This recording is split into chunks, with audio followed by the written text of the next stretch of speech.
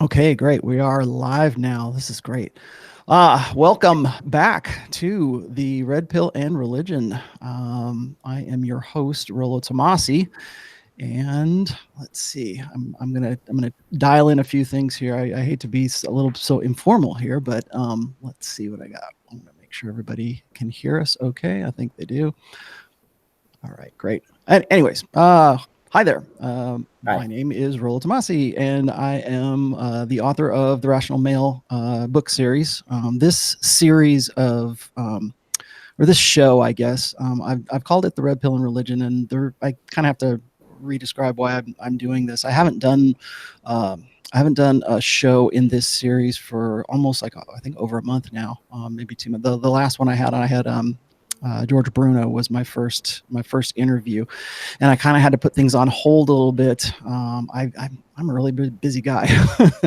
I'm working on a fourth book for the Rational Male series, which is also aptly titled Religion, and I'm just going to go with that right now. That's just the working title for it.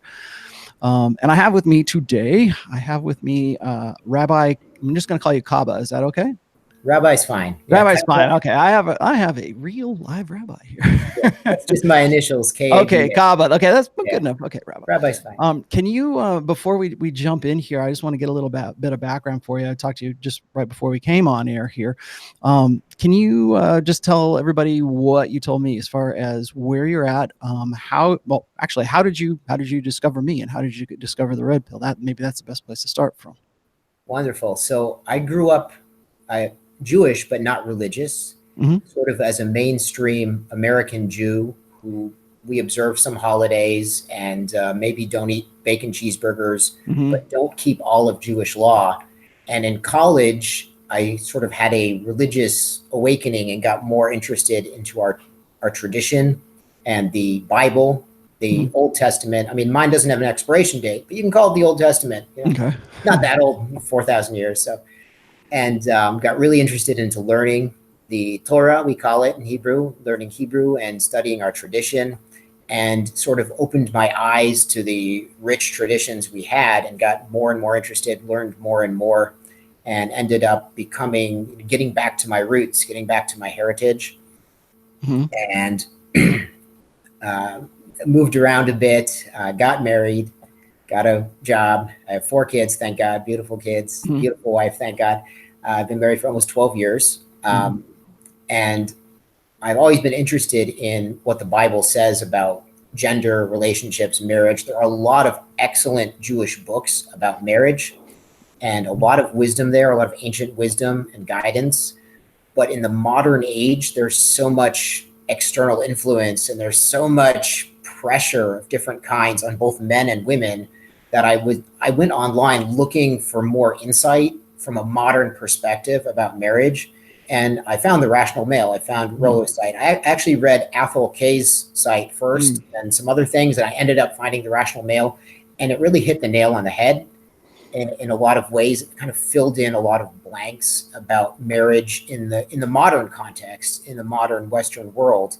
That gave me some answers and some insight. And I think it actually, in some ways, improved my marriage, mostly because I chose to improve myself and not just stay the course and hang on for the ride, but to work on myself in a way that improved my marriage. And thank you. That was Oh, a help. sure. Well, great. That's awesome. Let me add just for the sake of everybody else here. How old are you right now? Wow, that's a good question. I'm not yet 40. Not yet 40. Okay, that's fine. That's fine. Well, because you said you've been married for 12 years. So the reason I want to ask that is, and this is like really fascinating to me because I've yet to I've had a couple of Jewish readers hit me up, but I have not talked to any church leaders or any Jewish leaders as far like being within the synagogues and being like part of the I don't even know what to really even call it. If you forgive me, I'm a bit of a Jewish noob here, I guess. So rabbi is fine. Yeah, I Mhm. got married when I was 25 and my wife was 23. I'm not a pulpit rabbi with my own congregation, but I do Mhm. teach. I teach classes in Torah and I fill in for the main rabbi sometimes when he's out, lead prayers sometimes. Jewish prayers actually we pray in a group of 10 men is the minimum. So there's a quorum of 10 men, and one person is picked to lead the prayers. And there are some parts that are sort of call and response, and you answer the prayer leader, and some parts that are more silent and more of a meditation. So you pick someone to lead the prayers, and they pick me sometimes, and I do my best. And mostly learning and teaching is my role. Oh, great. Awesome. Excellent. That gives me that kind of gave me a question here. Within the Jewish temple, the Jewish synagogue, the Jewish religion, is there like a segregation between men and women? Like, I know that there is in like in Islam, the women are on one side of the church and the men are on the other side of the church, and I know that that's traditional, but is that something that Judaism does as well? Is there like a definite like demarcation between men and women? There is in Orthodox congregations, in an Orthodox synagogue, there is, and there are a lot of good reasons for that. A lot of less distraction. If you're going into the house of God, you're there to talk to God, not the girl next to you. Right. So there's good reason for that. There are some variation. If you go into a more modern leaning Orthodox institution, there may be sort of a very low kind of barrier that you can see over, like something like a one-way mirror where the women can see the men, but the men can't see the women. I've seen that in a couple of places. Oh, really? Wow. Yeah. In a really traditional institution, there'll be a curtain that you can't see through, and there's some women over there, but you can't see them. And then when the rabbi's giving a speech or they're making announcements, they'll open up the curtain and you can see right through, and they'll see what's going on. But typically there's some sort of barrier where women and men aren't sitting right next to each other. And we pray every day, and we pray 3 times a day. And typically during the weekday, women usually don't come. If a woman is commemorating that she has a relative that passed away and it's the anniversary of when they passed away, she might show up to say a prayer there on the anniversary of the death of one of her family members. But typically women do not show up during weekdays. They just show up on the Sabbath, that's Saturday, and on holidays they'll show up. And so it's, most of the time it's just men in there. And even on the Sabbath, when women come, it's majority people there are men, because there are some women who have to stay home and take care of kids, or it's not incumbent on women to show up. Men have to show up in the synagogue and pray every day. That's what we do. That's our obligation. That's our duty. But women don't have to. The assumption being, well, women have to pray, but we don't obligate them to pray at specific times because they're assumed to be really busy. That's the assumption that's made, that they have their own responsibilities, and what they're doing in the house, or what they're doing if it's working, taking care of kids, educating, that's also service of God. So we're not going to make them come in to the synagogue at 7 a.m. for prayers with everyone else. So okay. So the separation is really more of like for like logistical reasons, I guess, instead of, is there any kind of like religious reasons why there's a separation between the men and the women? Well, it's not something that is completely obligatory, but it's become the custom to not pray right next to women, because for most men, I don't think they could even concentrate. And for most women, they'd be tempted to talk. We're in there talking to God. So it's all business. Yeah, exactly. Yeah, that's interesting, because there's a definitely, and this is just from my own evangelical Christian understanding. I don't know if you're familiar with a blogger by the name of Dalrock, but Dalrock is a good friend of mine, and he and I are very, well, he's very critical of the evangelical culture, as far as how feminism has sort of inserted itself into mainstream Christianity right now. Good guy, but one of the things he always talks about, when one of the, I guess, really kind of traditions, I don't know if it's a tradition, but it's something that's kind of come up, I think, in the last like 2 or 3 decades in mainstream evangelical churches, is that it's more like the churches end up becoming what he calls the Sunday morning nightclub, right? Where men and women are like mingling together, and it's like watching a band, and and then meeting the girl, or the guy that you're destined to be married to. That's another a question I wanted to ask you. Is there a maybe it's not tradition, but is there any kind of I don't know, idea that men and women in the Jewish religion are in some way like destined or fated to meet each other, kind of like a soulmate kind of thing? Or is it just kind of like, is it like all based on, because I'm going like what I know from like friends of mine who have been Right. Jewish, and just what I know from, watching The Jazz Singer or something like that, what is there some kind of, is there a traditional, or is there a Sure. scripture based understanding that like God gives you a husband, or God gives you a wife kind of thing? Yes, sort of. I'm going to answer your first question first. That I've seen some of Dalrock's writing, and Mm-hmm. it's funny because every time I look at his blog, there's some sort of thing about headship, and if you've got to cite chapter and verse for headship, you've already lost the war. So I'm gonna tell you a I funny like that. story. I'm writing a note. Go ahead. Yeah, I'm gonna tell you a really funny story, and it's not my story. It's a story from the book of Esther. Okay. And the book of Esther takes place about 2,500 years ago, when the Persian Empire took over from the Babylonian Empire. The Babylonians had conquered Jerusalem and taken a lot of the Jews away to Babel, to the east. And then the Persians came in and took over. And the prime minister of the Persian Empire bribed the king to get permission to have all the Jews executed. And the book of Esther tells how Esther became the queen and then interceded with the king and nullified that decree. And one of the funny subplots in the book of Esther is that the previous queen, who was a Babylonian, she was the granddaughter of Nebuchadnezzar, she lost her queenship because she refused to show up wearing her crown, that's her crown and nothing else, to a drunken royal party. And so she lost her queenship, was executed, and then was replaced with Esther, the nice Jewish girl who no one knew was Jewish. But when they took out the old queen, the prime minister had the king send out letters to the entire kingdom. And these letters said, in light of the queen's bad behavior, we want everyone to know that the man should be the head of the house. Mm-hmm. And our sages explained to us, why is this detail in the book of Esther? Because that letter was such a laughing stock. It was so ridiculous to the members of the kingdom, because that's obvious. That's simple. It's 2,500 years ago. Everyone knew that.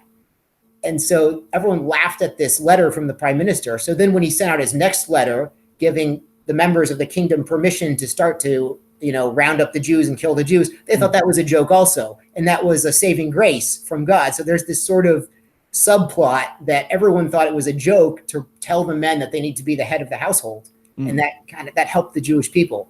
Because they already should have known that, right? I mean, it's obvious. So it should have been totally obvious. If you've got to cite chapter and verse, you've already lost. Yeah, mm-hmm. it should be obvious. So there's this understanding that I'm glad we were talking about headship here, because I just got into this with Dr. Everett Piper last Friday on Pat Campbell's show, about it seems to me like in the Christian church right now that headship is, if you've read Dalrock, you know what I'm talking about, but headship is kind of this really hot button topic because feminism and what I call the feminine imperative, you're familiar with the book. So, sure. Has really assimilated a lot of mainstream religions right now. I think Christianity was a real easy kind of assimilation for feminism, because I think that there was sort of I won't say it's like a sacrificial kind of sense that men have to, give themselves up or live, was it die to themselves and be of service kind of thing. Religiously for God, but I think women sort of pick up on that and go, well, you're supposed to love me the same way that Christ loved the church, and because of that, you're the head, but really I'm the one that's making these decisions right now, because if what you're doing as a man doesn't please me as a woman, it means God is displeased with you. And it seems to me, and you correct me if I'm wrong here, it seems to me that in the Jewish tradition, at least in an Orthodox Jewish tradition, that's not even a consideration. Like there's no woman between, practicing Jew and God. And it seems like that's what you're saying right here, as far as, it should be self-apparent, right? Sure. It's a really interesting insight, because on an esoteric level, on sort of a mystical level, the the God is pouring blessings from the spiritual world into the material world. And one of the pipes or channels for the blessings to come down from spiritual into actual Mhm. is the man, the leader of the house, the head of the house. When he's learning, when he's praying, when he's doing commandments, it brings that spiritual energy into physical reality. There's another channel for that, and that's a woman, that she can do things spiritually that men can't. She can accomplish things men can't, and men can accomplish things that women can't. And it's less of a, who's higher on the totem pole, as much as in Orthodox Judaism, there's, well, men have a role and a duty, and women have a role and a duty, and we both have our own responsibilities. And there is some overlap. There's a lot of overlap, but there are areas that men are expected to accomplish, and there are other areas that women are expected to accomplish in. So it's not so much that that men are trying to please women because that's what God wants. It's that both men and women are trying to do what God wants. Hmm. That's the focus. You can't, a man can't worship a woman can't worship a man. That's idol worship. Mm-hmm. That's not the worship of God. Okay. My next question is this. Well, I don't know if this actually goes to headship or not, but like it seems to be that there is, like what you're talking about, when there's that separation, that segregation, I guess, between men and women. It seems to me, and if you've read my books, you understand. You probably read my. Correct me if I'm wrong. I have a post called Male Space, right? And I go into it and I describe how, like, there used to be, anyways, all male space, like, say, for instance, like, say, the Boy Scouts or something like that, or I think what was it? I just was watching Augusta, or Tiger Woods, like, win his next Masters, right? And how Augusta used to be an all male golf club. Like, they wouldn't allow any women in there, and so of course they think it's a big deal when they allow a woman in there. Do you see women trying to establish themselves in, like, leadership roles, or to get into traditionally all male, like, male space within the Jewish church or within the Jewish temple? So it's interesting. This happens sometimes, but it's pretty rare. And there's a spectrum. And I mean, I'll give you a little background. There's only between 5 and 6 million Jews in America total. Mm-hmm. And Orthodox Jews are only 10 to 15% of that. So we're talking less than 1 million people total. But there's a big spectrum, even in Orthodox Jews. There's ones that lean more liberal, and they're more open-minded and more, they call it accepting. They're more, more modern. And there are Hasidic Jews who are very staunch in their traditions. And you'll see them in Brooklyn wearing fur hats and long black coats in the middle of summer, because that's what their ancestors wore 100 years ago in Poland. And they're continuing the tradition. And some of them even, they'll speak Yiddish in the house. They'll speak fluent English. And some of them are lawyers and doctors and stockbrokers, but they'll speak Yiddish in the house, and they'll keep that tradition. And there's sort of a mainstream Orthodox Jewry where a lot of us go to college and have a career, but we also learn Torah. In addition, we learn the Bible on a daily basis, in addition to sort of having a secular career and an outside life. And so in the more modern segments of Orthodox Jewry, there have been some pushes, kind of gentle pushes, to have women be communal leaders.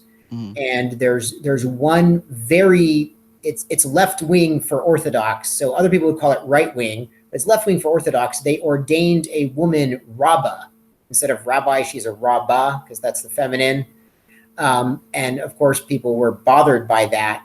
She might know more than I do. I have not a clue, but it's not the tradition. The mainstream Orthodox Jewry would not accept it. And there's the no true Scotsman fallacy, that as a group gets more and more liberal and accepts more and more modern innovations, then the mainstream can say, well, they're not really Orthodox Jews. They're another kind of Jew. They're more of a conservative Jew, or they're something else, but they're not really part of our affiliation. So there's sort of, if they go too far left, then they get sort of pushed out of the definition of Orthodox Jews. Just as a background, Orthodox sort of means strict, but usually the defining characteristics are they keep the Sabbath. They won't work from Friday night to Saturday night on our Sabbath, and usually just eat only kosher food. Mm-hmm. There are some people out there, they'll call themselves an Orthodox Jew, and they'll keep kosher in the home, and they might bend the rules a little bit when they're out of the home. But really, this keeping the Sabbath and eating only kosher is sort of the defining characteristics. I got a good question here. I'll throw Sure. this one out there because it's sort of on topic. Because is the red pill philosophy ingrained in Jewish males? Do you think that they're more naturally alpha males simply because of tradition? And like, I was just going to ask you this too, as far as like mentoring or raising up the next generation of men within Jewish culture. Do you see that? I mean, knowing what you know from my work and everything else as well, of course, would you say that the red pill philosophy is something that maybe comes naturally to Jews? No. No. Okay. Good. So, okay. Well, why? this is an amazing question, Okay. and I hope to do it justice. I would say on average, Orthodox Jews tend to be more intellectual and less traditionally masculine. I know some guys who lift weights or who, they're an amateur football league and they play basketball. Fine. But most Jews are more intellectual and more working on the spiritual and the intellectual nature of themselves rather than the physical and what might be considered masculine. I would say that in general, being a part of Orthodox Jewish culture makes it easier to be married and stay married without having to be as masculine and, as you would call it, alpha, as much of you don't have to be so over the top at such a high level to get a wife and keep a wife and be successful. And that's because the culture does some of that for you. And you could sort of compare it to what you would call the tradcons, traditional conservatives. They want to go back in time to the 1950s when sort of society had our back in a way that society supported marriage. Society educated people that marriage and family is important, that the job that men do is important. So our society still does that. So it reduces the burden on men to go and be more. I wouldn't say reduces. I would say we have a really strong burden on Jewish men to develop intellectually and to learn the Word of God, to learn the Torah, and to be fluent in it, and also to do the Lord's commandments and to help people and to inspire people. So we have an obligation to develop ourselves spiritually and intellectually. And when we're doing that, that might take the place of what other groups might call traditional self-development and masculinity.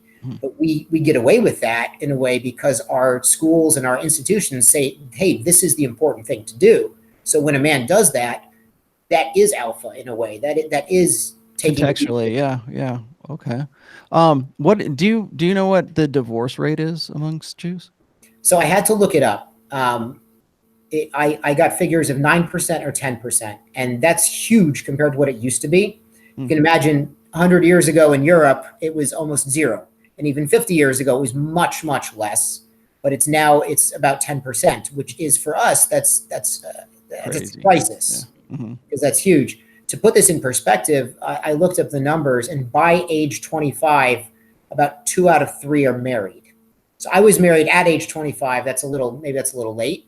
And I looked up the statistics I found said by age of 30. So before 30, 90% of Orthodox Jews are married.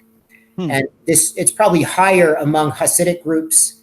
They probably get married younger, and even more of them are married. It's probably a little lower among more modern groups because they might be going to graduate school, medical school. Their focus might be on career first and then family.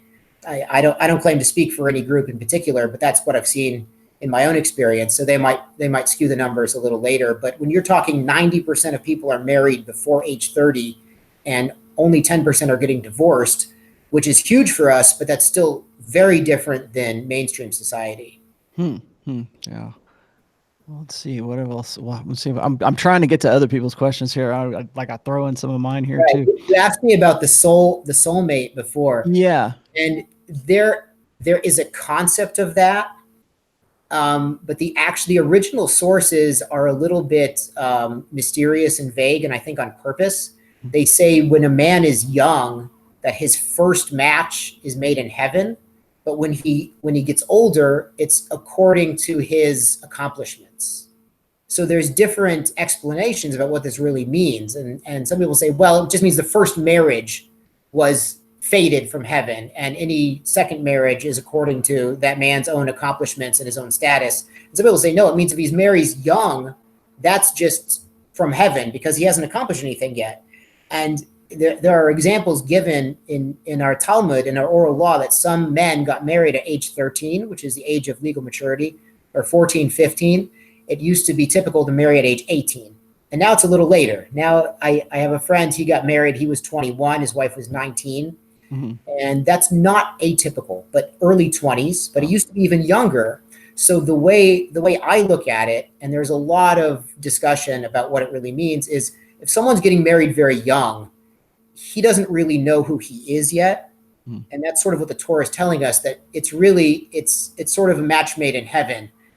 And it's funny because how Jews make a match is there's a lot of family involvement, and sort of there's vetting is sort of done for people. Now is that mostly done by women? I mean, I'm going by like Fiddler on the Roof or something like that. You know, I mean, is that mostly yes, like a female occupation or a female role is to make matches like that? Sure. Yes and no. I remember when I moved to the city I am now, I had all the women were asking me, well, where are you from? Who's your family? What do you do? What's your profession? All of them had, they had a list. They had a mental list of 25 girls my age that they wanted to set me up with if I met the criteria. Mm-hmm. So a lot of the vetting is done for young people if they go through the traditional process. And what might happen is a family member might talk to another family member who knows a girl, and the girl might have her parents call this boy's rabbi and see if it makes sense. Because if they go to totally different, if one's very modern and one's very Hasidic, or one's very involved in learning and one's very career oriented, they'll say, forget it. They won't even meet because they'll know they don't have the same values. They want people to be compatible before they'll set them up on a date. Now, is that kind of like a prearranged marriage kind of thing, or is it just sort of leaning that way? No, it's sort of just narrowing down the population to people who are most compatible before you go on the date and invest all that time and energy. And it's women are heavily involved with this, but there's also sort of men are the gatekeepers in a way, or the boys who are learning. We call it a yeshiva. Yeshiva just means sitting. It's where you're sitting and learning. And typically, a boy will get through high school, and probably if he's mainstream Orthodox, he'll be at a Jewish school, an all-boys school, and then he'll go into yeshiva for a few years. Often he'll be taking college classes at the same time. I know some guys who are learning in yeshiva during the day and in law school or dental school at night. That's totally normal. And his rabbi has a good idea of this young man's values and his aptitude for learning, his aptitude for career, because his rabbi is his mentor. And he asks his rabbi about, well, should I apply to this school or should I do this? So his rabbi's got a great idea of the aptitudes of this young man and where he's headed in life. And so he talks to other people. Well, is there a girl for him who has similar attributes that let's set them up on a date and see if they get along. Mm-hmm. So it's almost like experimental in that case, and too. That kind of I wanted to this is a nice segue because I wanted to ask you about hypergamy and how that sort of finds its way. I'm obviously, if you've read my stuff, you probably understand what my ideas are on hypergamy. How do you see that the principle of hypergamy working into like that matchmaking? So it seems to me like you gotta have your your life together kind of thing before you're even considered for to be paired up with a woman. Right. So you have to be serious. Mm-hmm. A boy who's learning in yeshiva, he has to be serious about his learning. He has to be a good friend to other people. He has to pray with devotion and intention. And people are looking around. They can see if the guy's spaced out. They can see if the guy's on his phone while everyone else is praying. You can see that. So the rabbis who are in charge of the yeshiva, they have a good idea of the spiritual level of the boys, and also the career level. If they're really dedicated, they're taking classes at night, whatever they're doing, whatever their aspirations are. And girls also compete in a way. They try to show that they have good character and that they have fear of heaven. And it's funny, I was in a kosher restaurant. I only go to kosher restaurants. So I happened to be at the table next to a bunch of girls who were probably, 19, 20, 21. And so they were right in that age where they're trying to get married. And they were complaining that they were saying, why do we have to send our resumes out to the boys, that the boys look at our resumes? Why don't the boys send their resumes to us and we'll look at their resumes? And that this is one of the things that happens is a girl will volunteer for different things. She'll raise money for charity to show that she has a good character. There's actually a waiting list to volunteer as a camp counselor at a camp that's for campers that have, God forbid, cancer or a serious birth defect or serious fatal, terminal illness. To volunteer as a camp counselor, there is a waiting list to be there as a volunteer. Because that is an opportunity to build yourself up. And if you say, I was a counselor at that camp, say, wow, we know that you can give of yourself. We know that you can be totally selfless and take care of somebody with cancer and, 24 hours a day. That says a lot about a girl or a boy, that they're capable of being in a committed relationship, a committed marriage, capable of taking care of kids, capable of, seeing suffering and growing from it. So what would be like, it sounds to me like there is certain qualifications, or there's a woman in the Jewish faith has to in some way qualify herself to even be considered as a bride. Is that what I'm hearing? Well, from what I've heard, I'm not an expert, is a girl has to have a pretty solid resume to get a top boy, a boy who's considered that he's a very good learner, he's very devoted to God. And some girls will say, I want to marry a boy who's going to learn, who's going to sit and learn. And some girls say, well, I want a boy who's going to get a profession, who's going to dental school, something like this. That's up to the girl. That's totally depends on where they're holding. We have a really interesting feature in Orthodox Judaism that there are times when a couple will get married and the woman will get a job and support the family for 2 or 3 years while the husband is sitting and learning still. And yeah. But is that like learning as far as like the faith is concerned, or is that like learning like he's going to go get his doctorate or he's going to get a law degree or something? It's Torah, it's faith. Typically, he's going to do both, because at the end of the day, the man is responsible. We write a marriage contract and we sign it, promising we have to take care of our wife and our family. We're on the hook. But it's if a woman wants to step up and support the family for a few years early in marriage, and while the man is sitting and learning, that's honored. That's an amazing accomplishment. It's a spiritual accomplishment for the family. And again, it's taking spiritual energy from heaven and bringing it down to earth. And a woman who does that is really honored in our circles. Like that's it's a sacrifice. So we recognize it's a sacrifice. That's not easy. That's sort of against the normal expectation that the man takes care of the family, and she's going above and beyond. It's an amazing thing. Now, do you see, because I think right now you're really kind of talking from the Orthodox side of things. Do you see that changing in any way on the more, I guess, secular side, or the less Orthodox right now? Because it seems to me, and one of the reasons I kind of launched it, well, it's a major theme in the book, let's just say. What I see right now is across the board, whether it is Islam or Christianity, or I was just looking at there's a resurgence in Hare Krishnas right now, and it's Western women that are really getting into the Hare Krishna movement. But it doesn't matter what the faith is. It just seems to me that there is like almost this universal kind of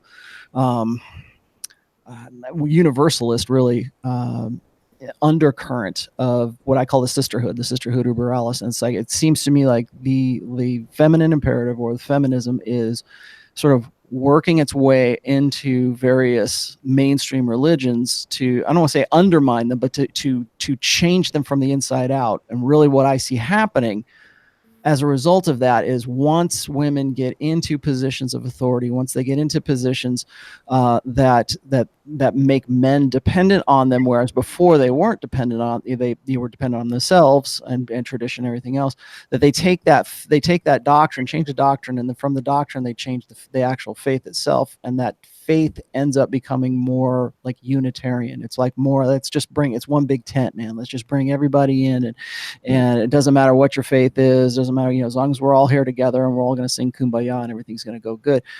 Do you see, like we were just talking about, how a woman in Orthodox faith is more focused on, like, it seems to me she's more focused on the long term, right? She's looking at, like, how, she, at the end of the day, maybe that she wants to be more of she wants to be a housewife, or she wants to be a wife of a good Jewish man, right? I mean, that's the culmination of a good life, is to get a good pairing, get a good match, right? And to have kids, and to fulfill that role that God and everybody else and the family want her to fulfill.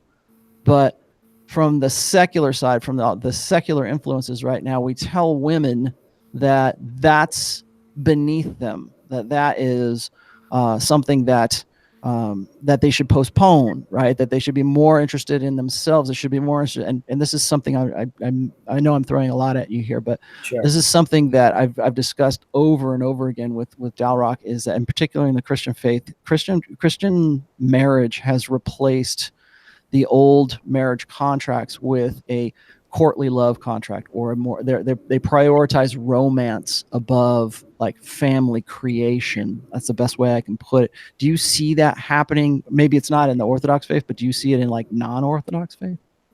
Well, the rates of marriage and divorce among non-Orthodox Jews mirror secular society. Mm-hmm. It's up almost 50% divorce. And the horrible thing is that a lot of non-Orthodox Jews will marry non-Jews. Even I don't want to judge anybody, but that's unheard of among Orthodox Jews. There are some Orthodox Jews, they decide not to be Orthodox anymore, but they still value enough to marry a Jewish person. It's a really interesting question, I see it sometimes in more modern women. They want to get an education. They want to go to graduate school, but they're, at the same time, they're looking for a match. They're looking to get married while they're pursuing graduate school. I met a girl who was in med school, and also dating, looking for someone. I don't really want to talk about myself, but my wife was in graduate school when we got married, and we decided to have children. Thank God we were blessed with children. And she was out of school for many years, and then recently went back to school. Mm. So she put her career on hold to build a family, to start a family. And that's part of the value of it. Now my wife also didn't grow up as Orthodox. She grew up traditional, went to a Jewish school, but not Orthodox. But in an Orthodox context, the schools really emphasize family and really show people the value of family. And not only that, but the teachers are women with a family. So they'll hire an Orthodox woman with children to teach other Orthodox girls, and she said she's a role model also. And after preschool, girls are in a girls' school, boys are in a boys' school. 90% of the time, there are some schools that they'll mix together for secular classes, for English and math, but they're separate for religious classes. My children are in separate schooling. I have a daughter in a girls' school. I have boys in a boys' school. And after preschool, the boys also they have a rebbe. They have a rabbi who's teaching them Torah. It's a man, and it's a role model. And 90% are married. So he's married. He has kids. He has his own kids. And it's beautiful that the boys see a male role model with a family, and they see how beneficial that is, and they want to get out and start their own family. And that's what God wants also. God told us to do that. So that's pretty important. Okay. So do you, I mean, you were married at like 25, so like right now, that's. I know you just told me this, that's pretty late in life for an Orthodox Jew, but as far as like the world is concerned, most couples, like the average age of marriage is somewhere around like 27 or 28 for the first marriage right now. Yeah. But I think that's interesting. That's is there a I'm going to ask you this other question here. As I know that, like, I want to talk a little bit about patriarchy and a little bit about paternity and the importance of paternity and patriarchy, and if it is in fact important, which I think it is. But and I know this is that in Jewish culture, the line of the child is matrilinear. Sure. Am I right about that? Can you explain what that's all about? Exactly. Mm-hmm. So in Jewish law, the child of a Jewish mother is Jewish. Mm-hmm. That's even if the father is not Jewish. So the religion goes after the mother. And I don't know exactly why, but it's always been like that. But sorry to interrupt, but would it be because only, I mean, obviously way back in, since the beginning of time, only women knew for sure that the child was theirs, whereas men couldn't be 100% sure whether or not that kid was theirs. So would that be why? That's a great insight. It doesn't say, I haven't seen that in the sources, but it's a very good insight. And the verses that talk about it, they say, well, don't marry your daughter to a non-Jewish man because she's going to make because that man will make your grandchildren go astray from the faith, which says your grandchildren, they're still Jewish because they came from your Jewish daughter. Whereas it says, don't let your son marry a non-Jewish woman. It doesn't say anything about the grandchildren because those grandchildren aren't even Jewish anymore. But so the subtext is sort of, we assume that the mother has more influence over small children, that the mother's influence will get those children to continue in her religion versus the father's religion. Now, interestingly, we go for tribal descent. We go after the father. So if somebody is from the priest tribe, and the priests used to serve in the temple, that goes after the father. If someone was a Levite, who they used to sing in the temple, that goes after the father. And the various tribes that had various geographical locations in ancient Israel, that goes after the father. Also, inheritance goes after the father. But the religion itself, the foundation of the culture, depends on the mother. And that's the mother is so critically important for young children, to give them those values. And when my children see that my wife is doing God's commandments or praying to God, that's such an influence, that they see my wife take time out of her busy day and serve God.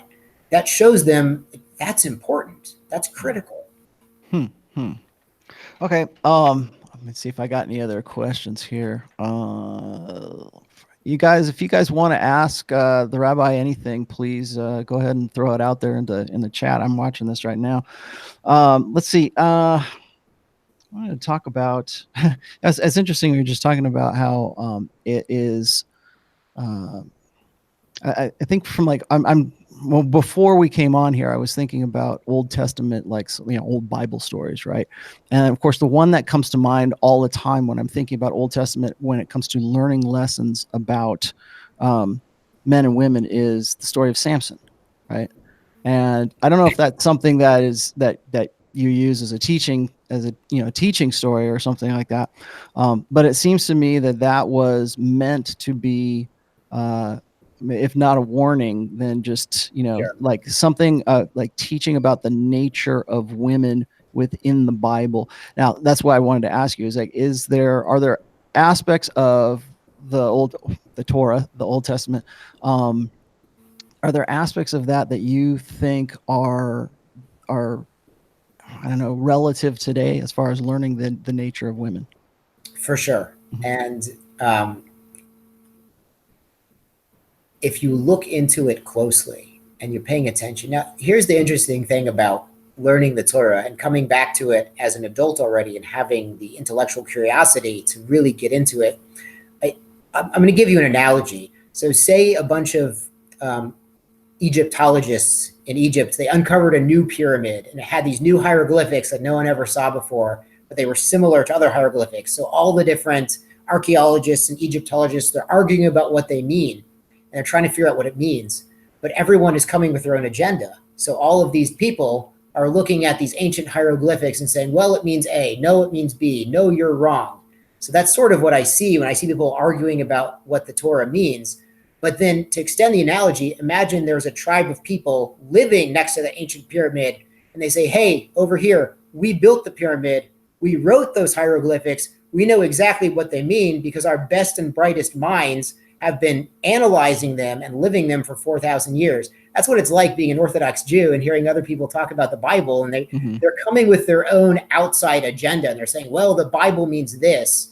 And more often than not, they have a feeling or they have something they want to justify, and now they're pointing to the Bible as authority to justify their own agenda. So I've seen this quite a bit. I'm not accusing anybody in particular, but I've seen it quite a bit where they'll look to something, oh, the Old Testament says that, and therefore that justifies my behavior right now in this day and age.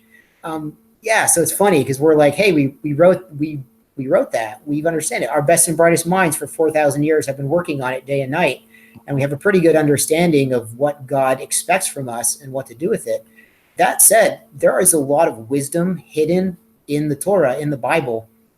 And if you really dig into it, there's so much wisdom there about intergender relations and how men and women can get along, and a lot of examples that they don't get along, like Samson, where there was a lot of gender conflict there. And the reason for this is because, well, God wrote the thing and God made human beings. God gave us our desires. God gave us our passions, and God wrote the book. And the Torah, the Bible, it's an instruction manual. It's not just stories. It's an instruction manual how to live the best life you can live in this world. And the instruction manual was given to us by the person who built us. You know, you can imagine if you got a new refrigerator and it came with a manual. Well, you read the manual because the person who built the refrigerator wrote the manual. So that's the Torah for us. So Samson, for instance, he marries a Philistine woman, and she manipulates him into revealing his secret and ends up, getting him enslaved by the Philistines and killed finally. But our sages teach she was horribly manipulative. Even when they were at their most intimate moments, she was manipulating him and threatening him and doing horrible things to get him to reveal the secret. Our sages also explain that he did that for sort of a political reason. Samson was the leader, the military and political leader of the time. But the Jews at the time were weaker than the Philistines. And so he didn't want to start up with them directly with a war from one people to the other. So he married into them. And that way, when there was conflict, it was a family conflict. So it was a political marriage. It was a expediency.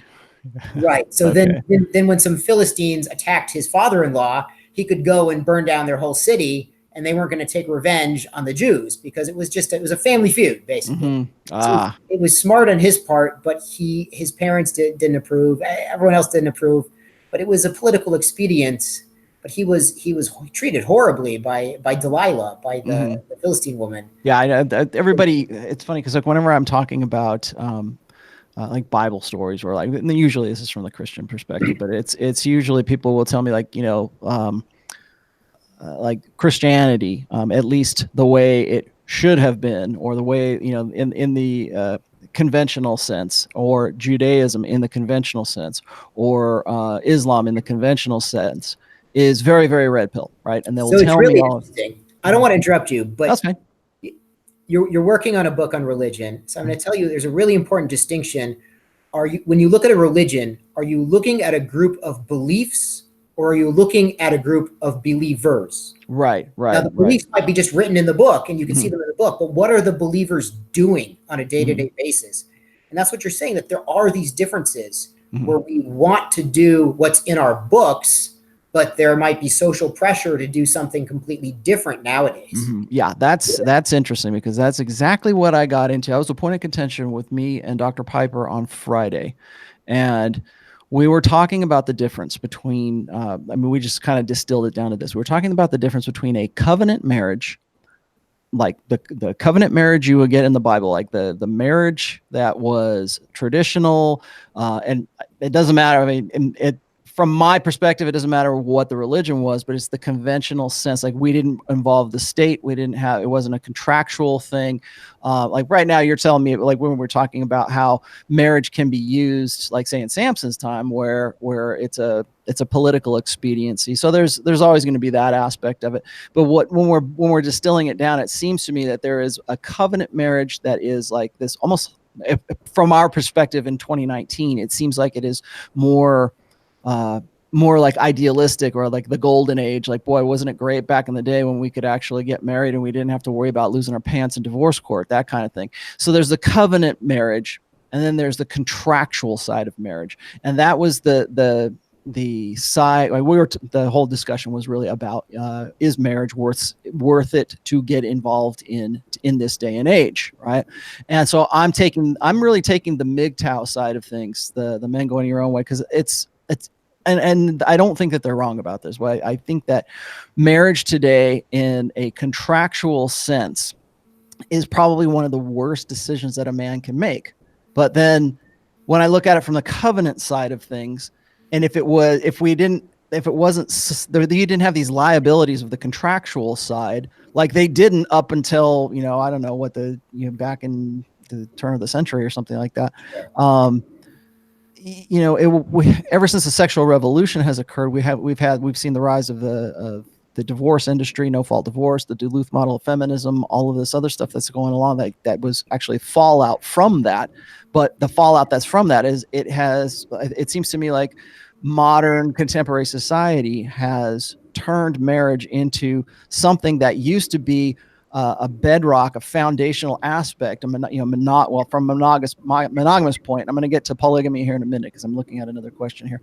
But it seems to me like from that perspective, having a father invested in his children, a mother invested in children, a man and a woman who are conventionally masculine and conventionally feminine, was the foundation or the bedrock of Western society, Western culture, really, to get us to the point where we're at right now, so that we can now entertain the idea of having no fault divorce, and having entertain the idea of marriage being it's gone from being the best thing that, the best, most mature thing a guy could do, and investing himself into that. So he had invested himself in the family, something like that, to being the worst thing that a guy could possibly do. So what we were arguing was, and I don't really think it's an argument so much, but it was just a discussion, as we were talking about the difference between a conventional marriage versus today's contractual marriage.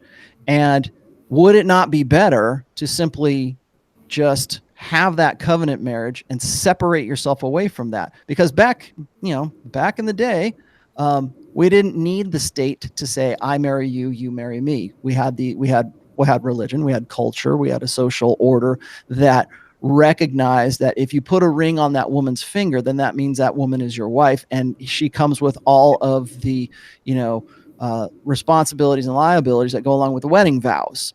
And that was as far as it would go when it came to contracts.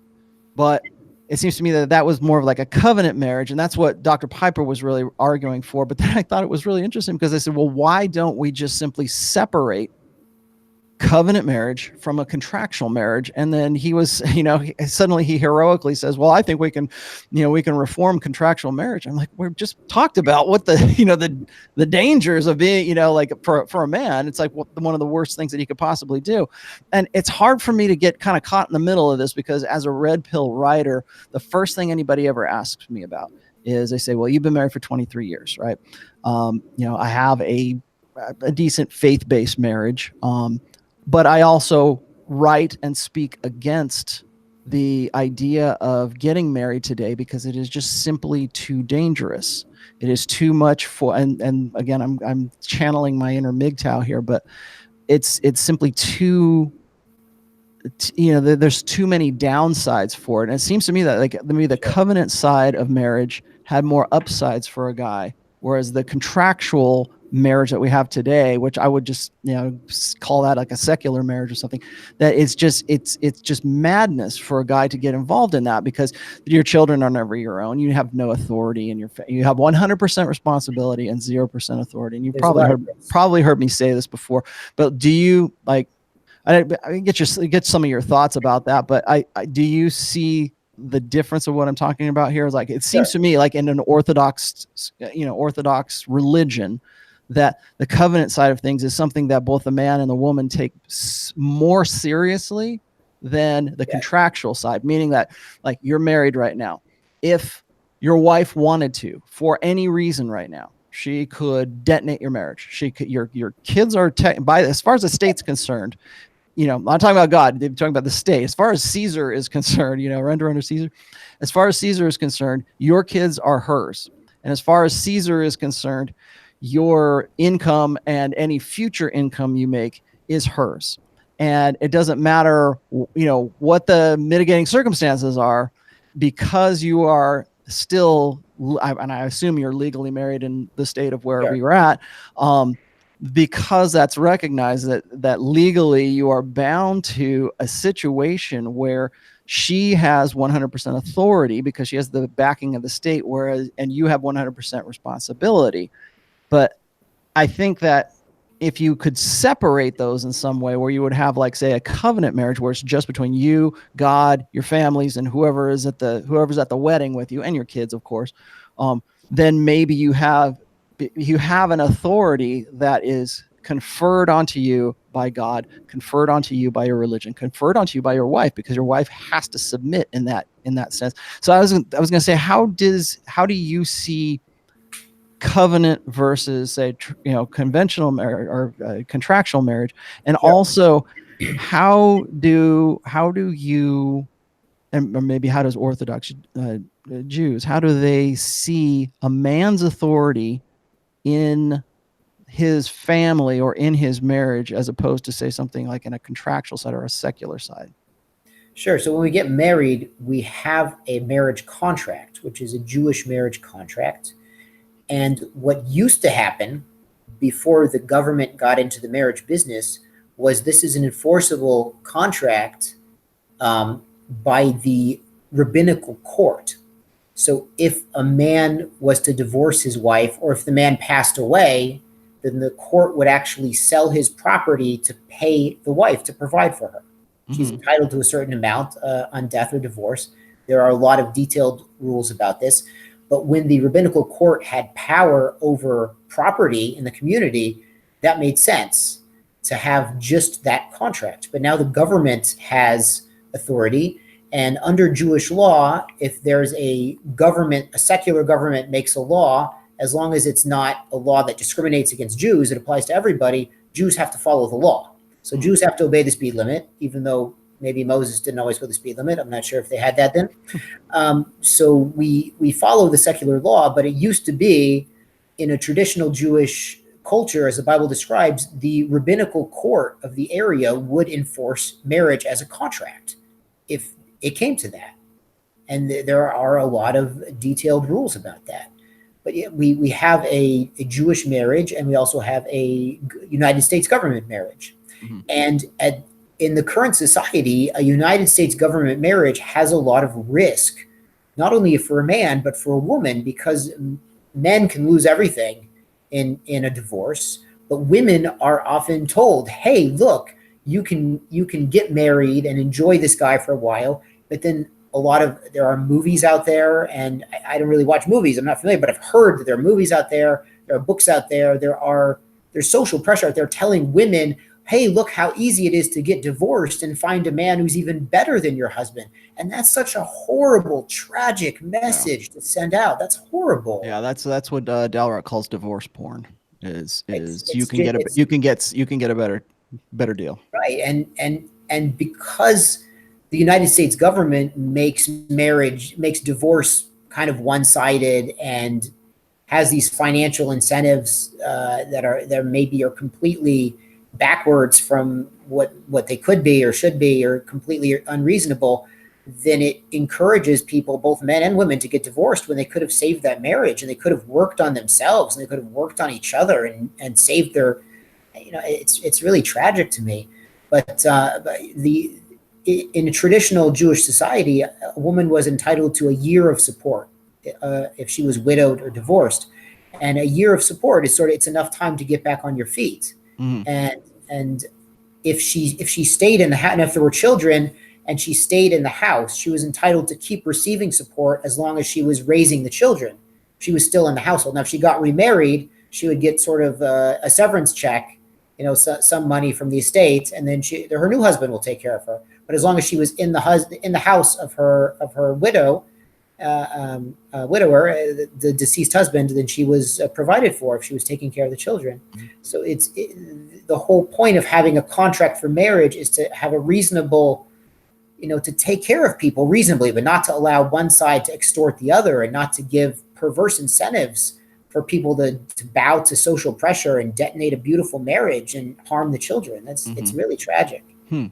I have, what else was I going to ask you here? So as far as like authority and responsibility, that's been a constant theme, I think, really throughout this whole book. It seems to me, because of the contractual nature of marriage, that there's almost like an effort to strip away any sense of authority that a guy might have, and therefore discourage marriage altogether, whether it's Jewish or otherwise. But do you see, is there sort of a default understanding that a man has authority in like, we were just talking about headship, but is there a default understanding for, say, Jewish women to say, you're the husband, so therefore you are the authority in the house? So in most matters, so our Talmud, our oral tradition, and it was only oral for 2,000 years, and it was written down almost 2,000 years ago. It actually describes that in spiritual matters, the husband should make the decisions, and in physical matters, the wife should make decisions. Okay, so how does that work out? Like, physical decisions, like as in like having sex, or is that like having babies, or is that So my rabbi made a joke. He said, so really, picking out your furniture could be a spiritual decision if you look at it that way. But if a husband should decide, where the family is going to go to synagogue, where they're going to pray, which rabbi they're going to associate with things like, what's for dinner. That's obviously that's a wife's realm, and she's good at that. You don't want to step on her toes, and you don't want to. You can't try to be the boss of your wife. She's working hard. She's building a house. She's building a family. You can't micromanage that. Yeah. She has I think, and I get what you're saying. I think really that is. And maybe authority is really not even the word I'm looking for here, but I think that there is this maybe it's just simply the culture or the religion itself. It seems to me that there is like this default understanding that the man is, has his spot. Maybe it's just, understanding gender roles really within the marriage itself. Like, this is what you're supposed to do. Like, I go take out the trash. I go pick up the dog poop. She does the laundry, and she does the dishes or something like that. Sure, and there is overlap. I've done plenty of laundry in my day. I've changed. You do what you have to do, right? I mean, sure, you've got to help out, but a man has certain responsibilities. I'm supposed to be at prayers. Obviously, if my wife is sick, she needs me to take care of the kids. I'll stay home and I'll pray later. But, if I can, I'm there at the group prayers with the guys every morning. That's my responsibility as a husband, as a father. I'm bringing spiritual energy down into the physical realm. That's my responsibility. That's the deal, huh? Okay. I have a question here from a in the chat here. This guy says, sure. And I'm sorry, I missed the name. I didn't copy it. It says figures like King David and Israel were known to have multiple wives. What is the Orthodox view on polygamy now? I mean, that's a core story in the Old Testament, right? Especially Abraham. Abraham had what, 2 wives and a couple of maidservants. I know that. So, was there a? It's a great question. Obviously, I know that it's all about monogamy now, but like, was there was it a religious change, or was it just a social change where it went from being polygamy was okay and now it's not okay? Was there a religious demarcation there, or was it just a social thing? Yes and no. So it's complicated, and I'll give you a little background that Abraham really had one wife, but he took a concubine, which is sort of it's a quasi wife. King David had many wives. He was told by the prophet he was allowed to have many wives. It was not common for Jews to have many wives. Solomon famously had hundreds, and that was basically, it was political marriages. He was a political powerhouse in the Middle East in that time, and he was making arranged marriages with all these princesses of neighboring kingdoms to make peace between those kingdoms and Israel. So it was rare, and it wasn't really encouraged, but it was totally allowed. And the Code of Jewish Law says, so the Code of Jewish Law, the way it's written, it says a man can take more than one wife, but you really shouldn't take more than four. So, it's that every month the girl has, one a week, something like this. And Jacob, our father, had four wives. That's interesting, because in Islam, 4, I think, is the limit as well. Right. So maybe they got that from us. I don't know. There are a lot of similarities. Well, Abrahamic religions, yeah. So sure, a lot of similarities. What happened was, about 1,000 years ago, they made a ban on polygamy in Germany. So the great rabbis of 1,000 years ago in Germany, in Europe, made a ban on polygamy, but they said it wasn't a Torah ban. It wasn't a ban by the force of the Bible. It was sort of, this should be what you do. And there was a lot of discussion that there was some jealousy there, because they were living in Christian Europe.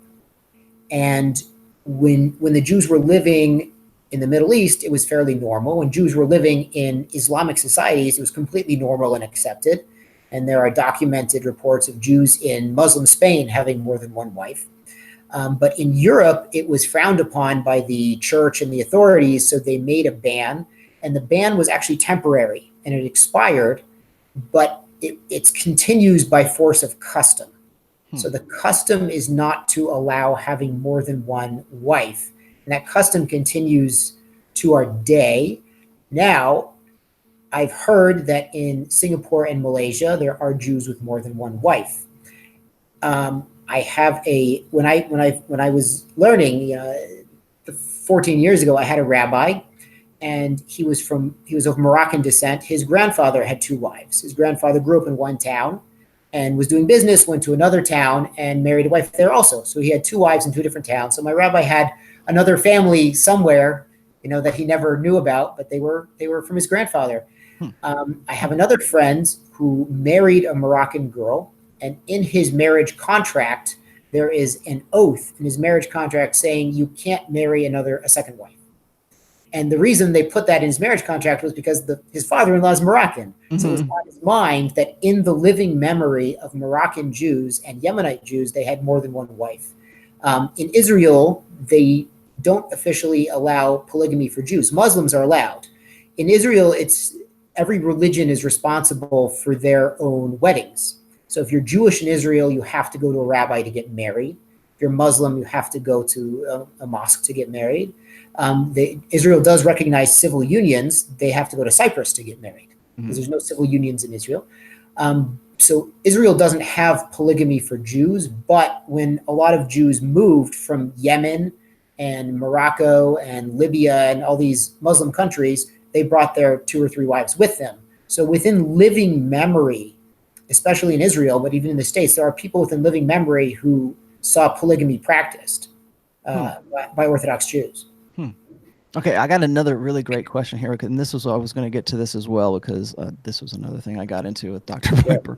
Okay, so the guy Simon B, thanks for this one. It says, "What's your take?" And this is to you. What's your take on the concept of no touching or sexual affection before marriage? Why do we do that? Also, I was going to ask you, I think I probably know, but what is the policy on premarital sex from an Orthodox Jewish perspective?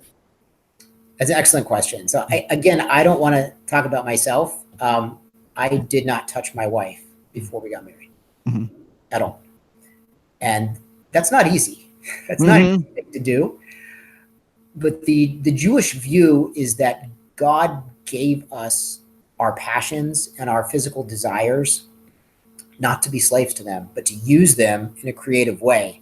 That God gave us these tools, these beautiful tools, and you have to use them correctly. You can't use a hammer to do the job of a screwdriver. You use the tool in the right way, and that's that helps you to grow spiritually and to help you to control yourself and to it's important. Our kids are taught to, you know, to save it for marriage. And most of the time, I don't go around asking kids what they're doing, but most of the time that's what happens. We don't condone a lot of, you know, teenage guys and girls getting together and hanging out. That's kind of almost unheard of in more yeshiva oriented or Hasidic circles. It's kind of, it would be very strange to see that happening.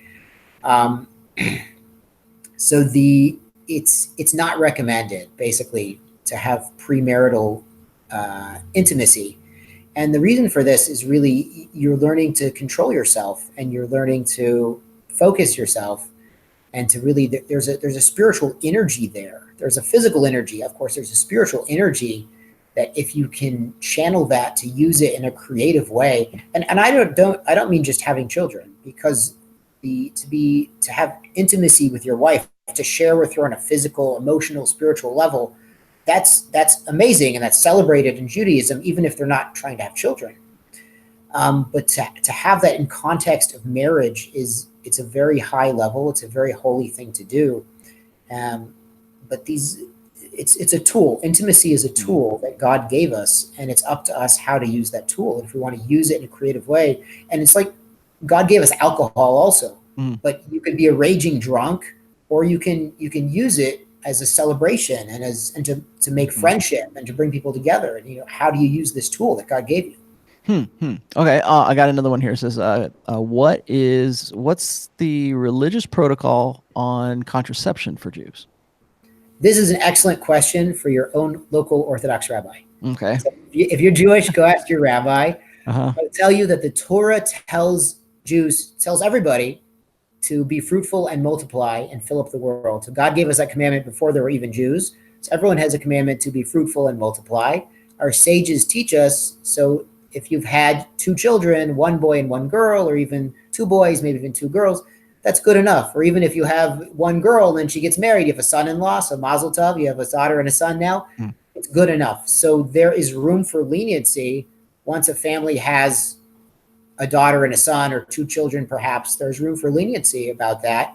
And if you speak to a rabbi and you explain the circumstances, you know, maybe there's not a lot of money in the family, maybe there's illness, maybe somebody needs to finish school, and if she gets pregnant, it's not going to happen. There are a lot of things to consider. It's not completely forbidden, and it's not completely allowed. It's something, you take the question to a competent authority in Jewish law, and you tell them the background, and you figure out if the needs to use contraception outweigh God's commandment that, hey, you should try to have children. So you have to take it to a competent authority. Okay. Yeah, that's a great question. I'm gonna have to remember that when I talk to an imam or something. I'm not sure how that even plays for Muslims. Well, it's interesting to me because I know that in Orthodox Catholicism, contraception is not something they smile on anyways. So that's interesting to me. They have a different definition of life, and they say life begins at conception, and I totally get that. We also say life begins at conception, but we say that the mother's life is more important than the fetus's life until it's emerged. So for instance, if there was some sort of illness that threatened the mother's life and aborting the fetus was the way to stop the illness, it would be completely acceptable. So in cases of, in life-threatening cases, so beyond that, is abortion ever condoned beyond, like, say, saving the mother's life? So I've heard of instances where there was a psychological problem. For instance, there was a case, and this is all I've heard of this third hand, where a woman was, violated, and it was horrible for her to think that she was carrying the child as a result of this. And I don't know if she actually did it, but they said she was allowed to do it if she wanted to. Wow. So a psychological danger to the mother would also justify that, because the mother's alive right now. The child will be alive, but not right now. Wow. Okay. Full disclosure here. I Sure. have worked in the alcohol, wine and spirits, liquor industry for, oh gosh, I'm going on 22 years now. So, and I've worked with a lot of Jewish guys. One of my best friends, who was the COO of the company that I was with, was Jewish, and I have been to the bris of his son, but I was also at the bar mitzvah of him, and I wanted to ask you a little bit about how manhood and masculinity being the overarching theme here, but like how manhood is perceived in the Jewish faith. Like, because it seems to me like whenever I'm talking about rites of passage, like I think today, I don't know if you've read this from my blog, but I have a post called Rites of Passage. And I think that that's something that is really lacking in our mainstream culture right now, is that we tend to keep men as boys for as long as we possibly can, because it is a means of control over them. So I wanted to get, well, first of all, I'd like to just get a little education here as how is it still seen, like obviously you still have, forgive me if I'm saying this the wrong way, I think it's Right. either bar mitzvah or bat mitzvah. I think bat mitzvah is for Good. the So girls, right? bar is for a boy and bat is for a girl, or Bat, right. Aramaic words. And it's the age of maturity. A girl reaches maturity at age 12 Hmm. and a boy at age 13. Hmm. And for a boy, that means he's a responsible member of the community. So he counts. If we're doing group prayers, we need 10 men. So age 13, that's a man. Hmm. He can now he can lead the group prayers. He can read from a Torah scroll. And that's the custom, is when he becomes bar mitzvah, he reads out of the Torah scroll. He reads from the Bible, and sometimes leads prayers and starts learning Torah, sometimes gives a speech, about what we read in the Torah scroll. And he becomes part of the community of men. He's still a boy. He's 13. But now we tell him, look, you're 13. You're responsible. You're responsible for being part of our tradition, for learning and growing and becoming a man. He's still 13, but he's on his way to becoming a man, to be a responsible member of the community. And that's something we celebrate very much. And it's a big party, and it's a big milestone in life. Now is, like, now where you're saying, okay, so you got a kid who's 13 and technically he's a man if you need him for purposes of logistics, I guess, in the church. Sure. But was that different in a different age? Like, because I mean, obviously there was a time where our lifespans were a whole lot shorter than they are right now. And so maybe 13 wasn't too far away from being an act. I mean, gosh, I mean, the state will consider you a man at 18, really. I mean, well, at least from the responsibility perspective is concerned. But was that different in the past? Sure. So people used to get married much earlier, and it was common for men to get married very young, as early as 15, 16. It was pretty common because lifespan was shorter, but they were also more mature. They were forced to take more responsibility at a younger age. They had to contribute to the household economically. They had to go out and be earning, and also, Wow. if they're Jewish, they'd be At growing up. 13, huh? At 13? Sure. Wow. Wow, that's interesting. I got an interesting question here, and I admit this would never have occurred to me. It says, for the rabbi, is a bat mitzvah for girls?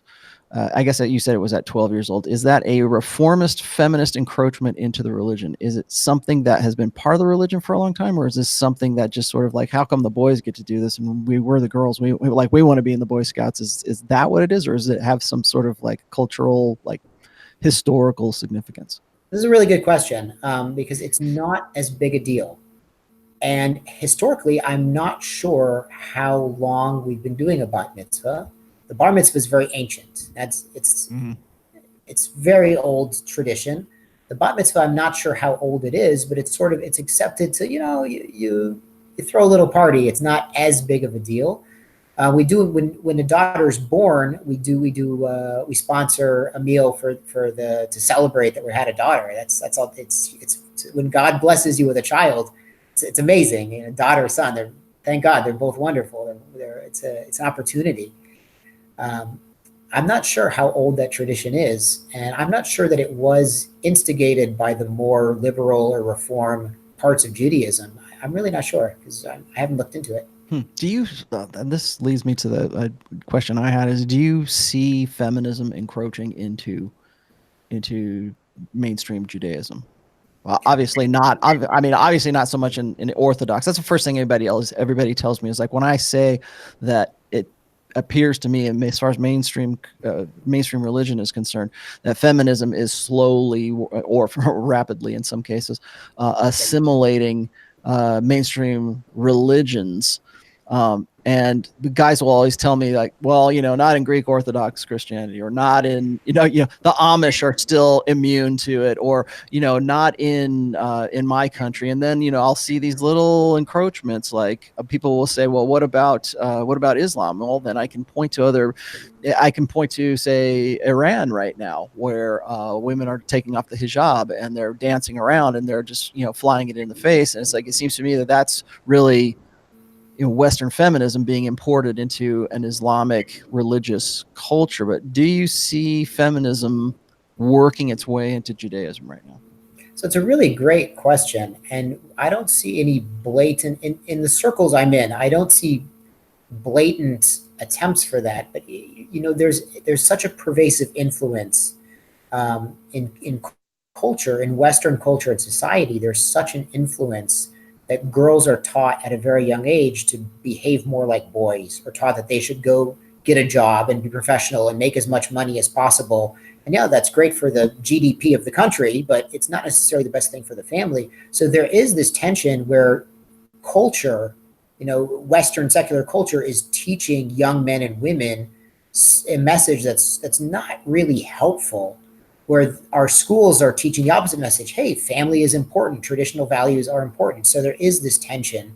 I take part in a class. We learn the Talmud every day, and it's always all men. And then for 2 days, a woman showed up, but she didn't come back. So she was there for 2 days. Maybe she understood, maybe she didn't. She didn't come back. So I guess it wasn't for her. But there's a lot of men early in the morning who go and they learn before prayers and work. And it's a tool. If you do something first thing in the morning, whether it's working out or it's reading a book, it's learning or something, that shows what you're committed to. Yeah. So if I'm up at 5:30 in the morning and there's a room of 50 guys learning Torah, at 5:36, 7 in the morning, that's a big deal. Mm-hmm. And the guys are committed to doing that, and that's amazing. And I haven't seen women try to get into that. There have been sort of more left-wing movements where they want to get women to have more leadership, and it depends what they're doing with that. I'm actually on the board of directors of a small synagogue here, and we have 2 women on the board. It's mostly men, but we do have 2 women on the board because the women are part of our congregation, and we want to take care of them. We want to hear their concerns. We want to know everything's good for them also. It's not, I wouldn't even call our culture in the current world, I wouldn't even call it a patriarchy. We're very sensitive to women, and women have a lot of power, and maybe it's a more indirect power, but women are well taken care of in Orthodox culture for the most part. There's exceptions to everything. There are people who are, upset about something and want to complain about something everywhere you go. But for the most part, a lot of women are really happy where they are. And I know women, they got married young and they started having kids, in their early 20s, and they have grandchildren the same age as their children. And they're taking care, and it's a big happy family, and they have such pride from their children, such pride, we call it nachas Yiddish, such pride from their grandchildren and their children. And it's beautiful to have these generations of family, and they love it. And so it's something that I worry about as technology comes more and more into our daily lives with social media and smartphones, that there's more influence coming into traditional cultures than there used to be. And so there is a danger that people are going to be getting these outside messages that say, hey, go get a job instead of a family. Hey, go act like a boy instead of a girl. That's dangerous. And you might be right that the Amish might be, in the end, the only ones immune because they don't have smartphones. Yeah, exactly. Well, the joke is, as soon as the Amish fall, then you'll know the end is near. Yeah. You hit on something here that kind of interested me here. You said that there might be, you don't think that Jewish, well, culture, religion, you don't see it as a patriarchy? Do you think that women see it as a patriarchy? It's an excellent question. And there are a lot of elements in the Bible that are clearly masculine and male dominant, but there are things going on that women, they try to take care of women. I understand the Bible was written by God. And once someone asked me, she was really upset that the Torah says if a woman gets raped, she has to marry the rapist. And I said, that's not what it says. So, first of all, the verses about rape, she wasn't talking about that.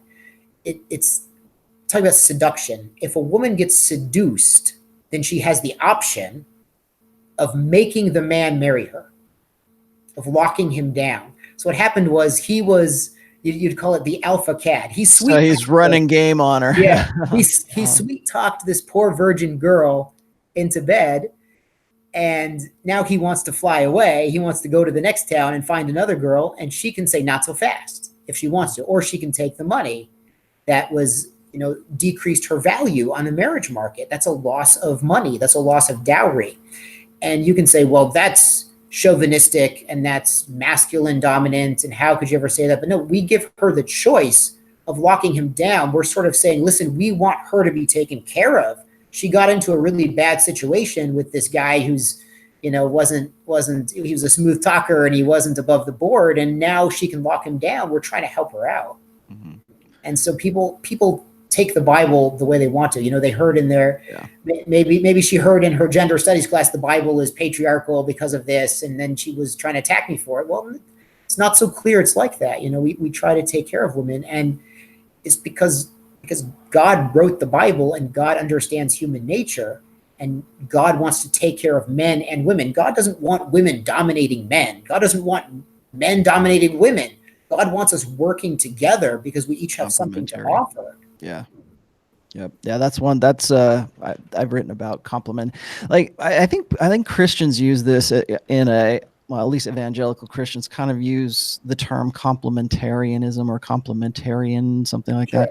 I think they sort of use that as this catch-all phrase that's almost like an excuse for men to explain away why it is that they're not in authority in it, right? Whereas when I look at, in fact, another essay I've written is also called Complementarity, is just from a biological evolutionary perspective, men and women are, if you want to say, created or evolved to be complements to one another. I mean, literally, it is written into our DNA from the time that we're in the womb. I was just reading this one article about how gender differences are like coded into us while babies are still developing in the womb.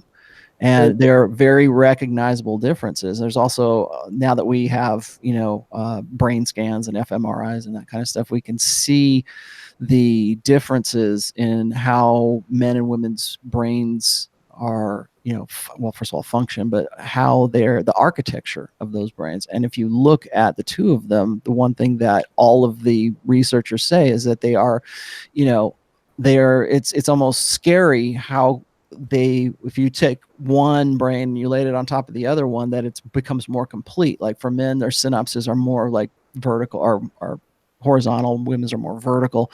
Women have more natural proclivities for communication. They have more natural proclivities for usually have more proclivity for sympathy, for nurturement and stuff like that. Whereas guys, of course, we're more interested in things. Women are more interested in people. Men have a better spatial ability. We can throw an object once we're right out of when we're 1 year old. We can huck something out the door. Right. We have a better understanding of our spatial relationships. We're better at 3D than women are. But of course, today to say something like that is it's crazy to me right now, because I'm working on another post, but it's sort of a expose, I think, on the blank slate. And I think that modern modern thought ever since, say, the sexual revolution, and probably before that, has really fixated on this idea that men and women are just the same. And that I think it's interesting that even when we're just talking about covenant marriage, but we're also talking about like old school religions, still understood that there was a complementarity between a man and a woman. Now, whether it's Islam or Christianity, it seems to me that the authority or the headship is passed to the man, but that's not to say that the woman wasn't important as well, right? And I think right now we're supposed to think that, well, first of all, men are idiots and men are ridiculous and masculinity is subjective and everything else that goes along with that. But I think that, and guys tell me this all the time when they're trying to say, my religion, Judaism, Christianity, Islam, whatever, was really red pill. Well, I think it's funny that it took like guys who were in the game community or in the pickup artist community to point out and say, look, this is what's happening to your old school red pill religion, and what are you going to do about it? I think that's kind of one of the things that sort of rubs people the wrong way when Rollo Tomassi says, I'm going to do a book on religion. But I wanted to ask you this, and we're getting pretty closer, but I wanted to ask you this as well, is do you think that, and I don't want to just pick on Jews here, but do you think Jews live in a bubble?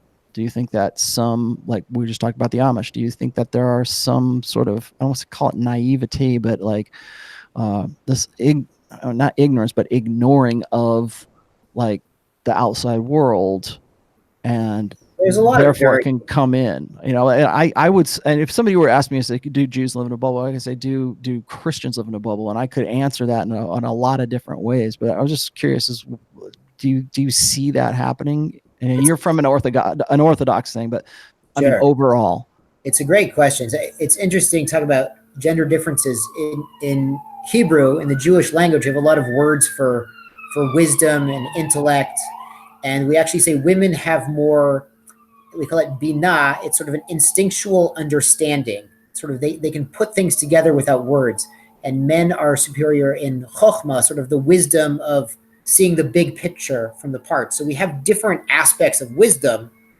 in our mind that we use differently, because we're built, God built us a little bit differently. Some have different kinds of wisdom. Like the Eskimos have different words for snow. We have different words for wisdom, different words for levels of the soul. The soul has many levels.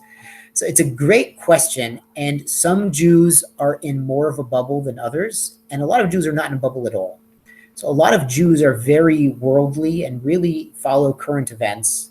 And really there are Orthodox Jews who are sympathetic to Me Too, and there are Orthodox Jews who are sympathetic to liberal causes.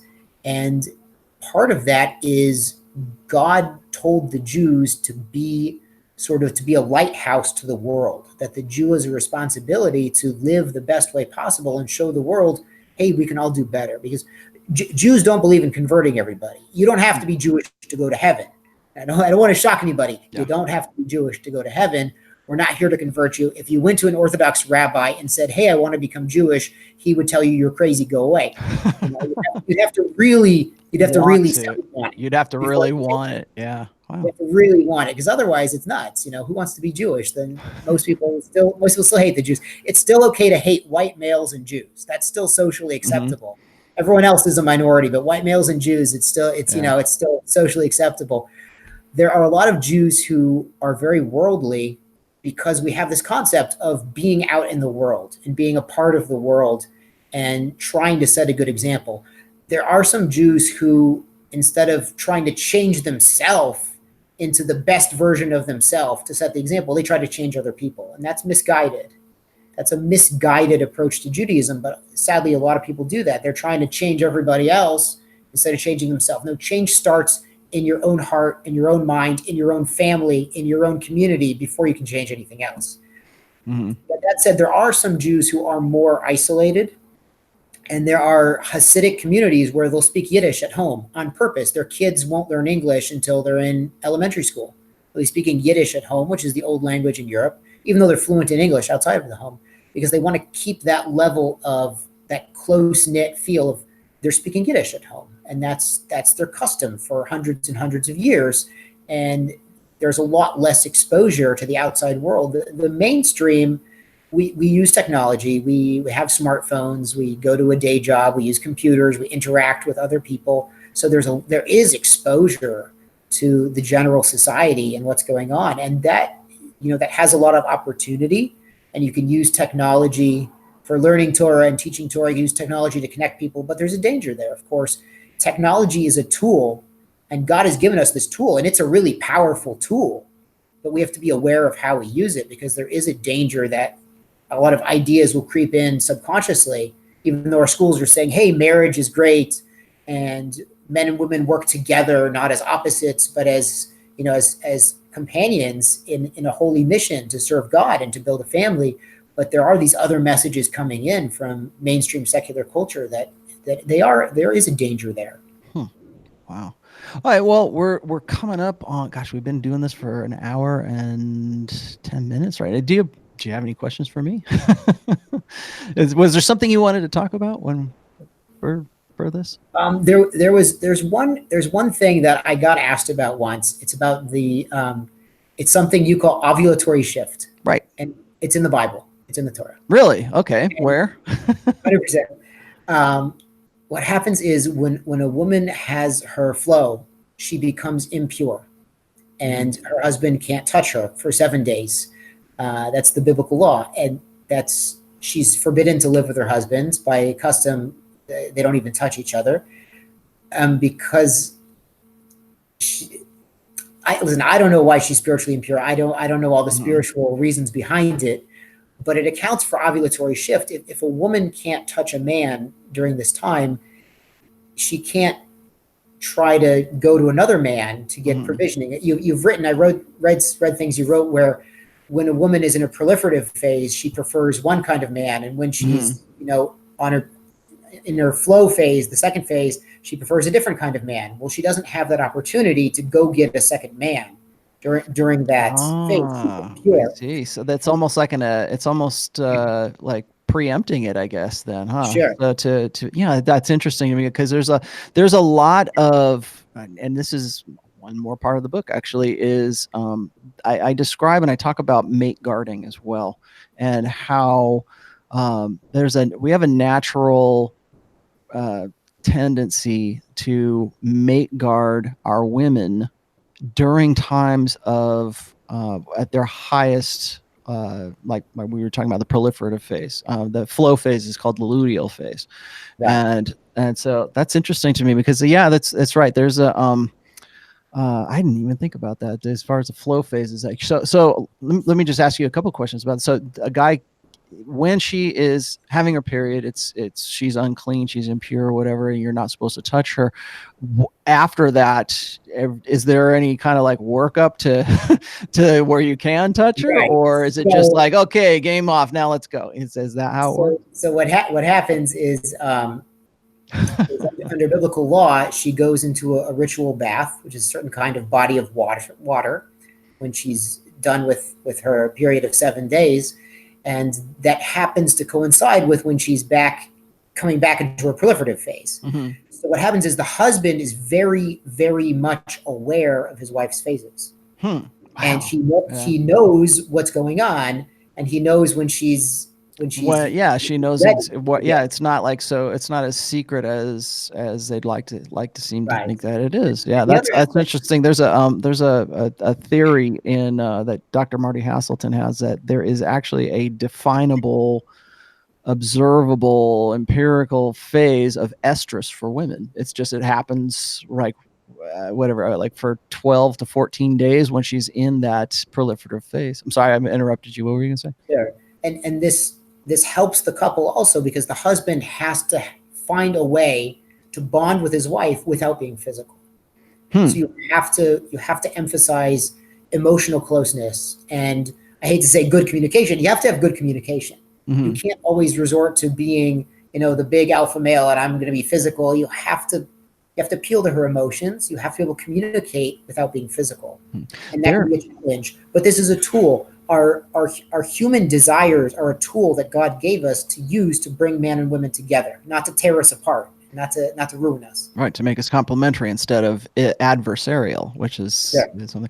That's great because, and this is another part. I talked about this on I think it was on the Red Man group, or maybe I was talking about it on my show. But there is this theory right now that when a woman goes through PMS, it is this is theory, okay? Because people are going to go, oh, real, Tomasi said, no, okay.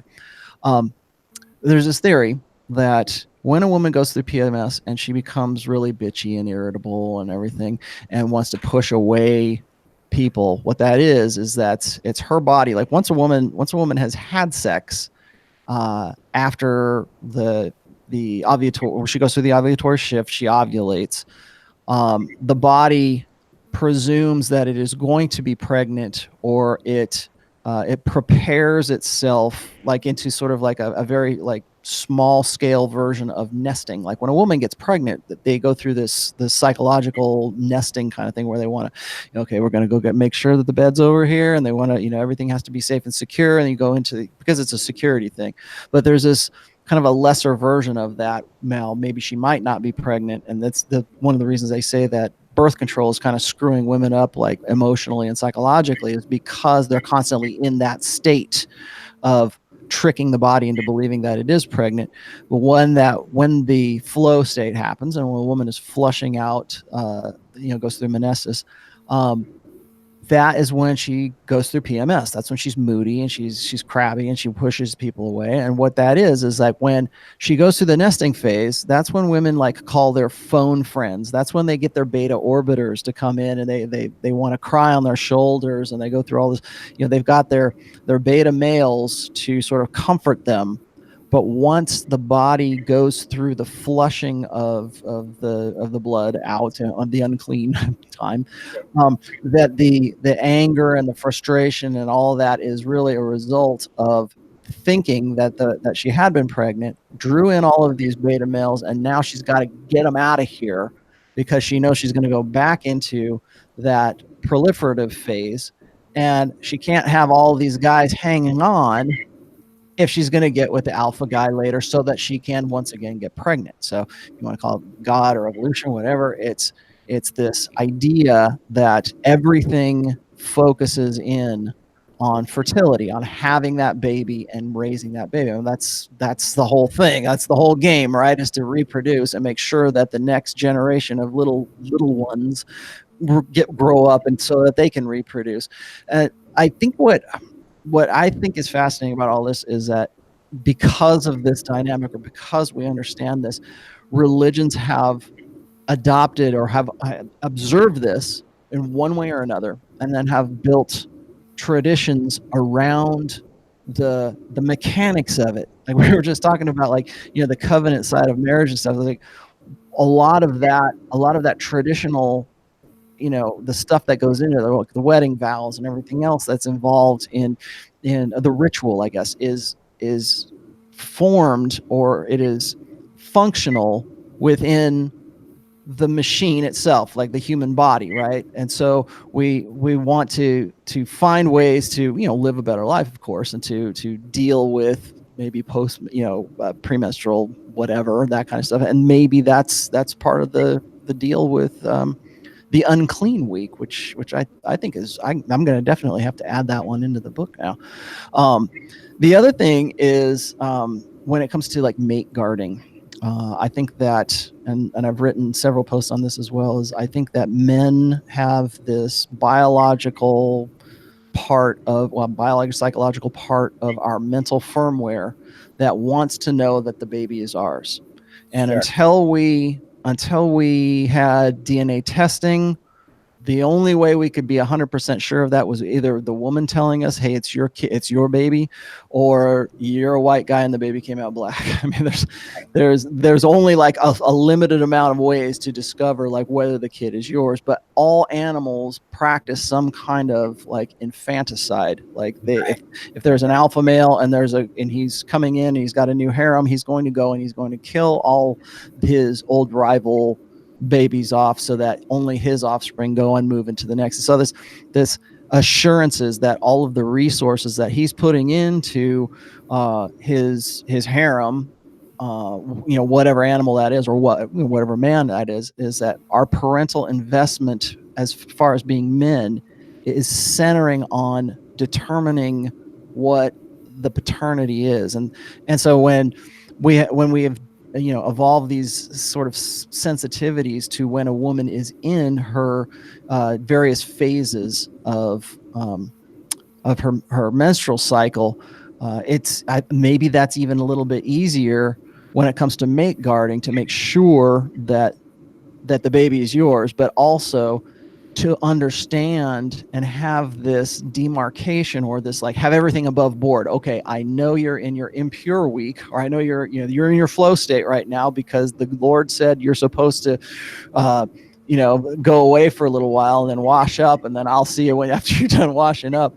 But it's like those old like the older traditions, and for avoiding like shellfish, or avoiding eating unclean animals. The functionality of that, of course, is that back in the day, maybe you would get trichinosis, or you would get like some horrible sickness because you ate those things. And there's a practical aspect to the tradition, or to the the belief in, well, we don't eat pig, we don't eat shellfish, whatever. I'm not even sure what Leviticus says, legalistically, for all that stuff.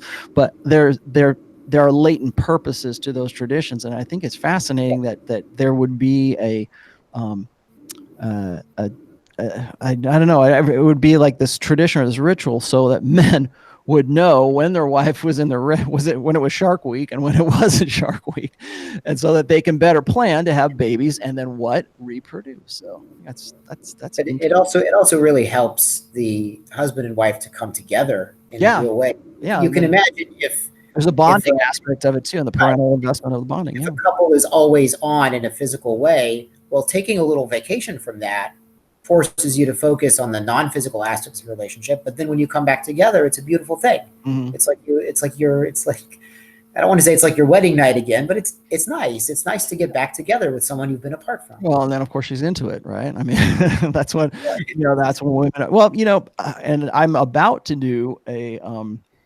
I do my Red Pill 101 on Sundays from 4:30 Eastern till like 6:30 Eastern, in case anybody wants to know. But this Sunday, I'm going to be talking about the misconceptions of hypergamy, and